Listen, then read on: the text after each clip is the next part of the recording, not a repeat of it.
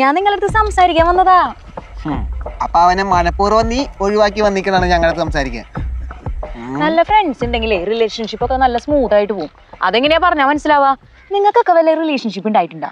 എനിക്കുണ്ടായിരുന്നു 2018 പ്രളയം. അന്നാണ് എന്റെ പ്രണയം. നീ മിണ്ടാണ്ടിരുന്നോ? നിന്റെ പ്രേമത കേട്ടിട്ട് എനിക്ക് ചേകളടിച്ച് പൊളിക്കാനാ തോന്നിയത്. നീ ടോക്സിക്കാ. അതിന് ഞാൻ അവിടെ തല്ലിയതല്ല, ഞാൻ കാല് തെറ്റിപ്പോഴേ കൈ അറിയാണ്ട് കൊണ്ടതാ.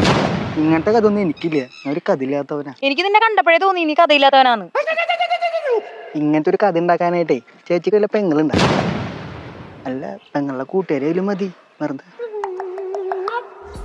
അല്ലടാ ഞാൻ കേട്ടടാ നിന്നെ. അയ്യോ അത് വേണ്ട, അന്നിന്റെ പെണ്ണിനെ മോഹിക്കരുതെന്ന് രാമായണത്തിൽ പറഞ്ഞിട്ടുണ്ട്. രാമായണത്തിലെ ആര്? രംഗണ്ണൻ. ആ രംഗന. അതല്ല, നിങ്ങൾ സെറ്റ് ആയ സമയത്തേ ശ്രുതി മാറ്റാൻ പറഞ്ഞിട്ടുണ്ട് നിങ്ങളെ പെങ്ങളെ പോലെ കാണണം. അല്ലെങ്കിൽ മോന്തടിച്ച് വിളിക്കുന്നു പറഞ്ഞിട്ടുണ്ട്.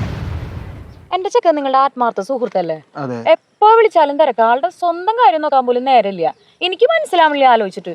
നിങ്ങൾക്ക് എന്താന്ന് വെച്ചാൽ അറിയാന്ന് വെച്ചൊന്ന് പറഞ്ഞുതരൂ. അതെ, ആൾക്ക് ചെറുത്. ഒരു മിനിറ്റ്. അവളിപ്പോ എന്തിനാ വന്നേന്ന് മനസ്സിലായോ? എന്തിനാ? അവനെ അവളുടെ അടുത്ത് പറയാത്ത കാര്യങ്ങളേ അവയില്ലാത്ത സമയത്ത് നമ്മുടെ അടുത്ത് ചൊരണ്ടി എടുക്കാനാ. Oh my God. നമുക്ക് നമ്മളാരാ മോൻ? അവന് വള്ളിയാവണ ഒരു കാര്യം നമ്മുടെ വായിന്ന് വീണ് കിട്ടില്ല മോനെ. കൂട്ടത്തിൽ കൊടുത്തിട്ട് ലൈനാവണതേ ബാക്കിയുള്ള കൂട്ടുകാർക്ക് ഇഷ്ടമില്ല എന്ന് കുറച്ചൊരു ധാരണകളുണ്ട്. നമുക്കത് മാറ്റണം. നമ്മള് കാരണം അവന്റെ ലൈന് തുടർന്ന് പോണേന്ന് നമ്മള് മാത്രം അറിഞ്ഞാൽ മതിന്ന്. അതൊരു പുണ്യപ്രവർത്തിയായിട്ട് നമ്മൾ തന്നെ ലയിച്ചു പോട്ടെ. കഴിഞ്ഞ നിങ്ങളുടെ ഡിസ്കഷനൊക്കെ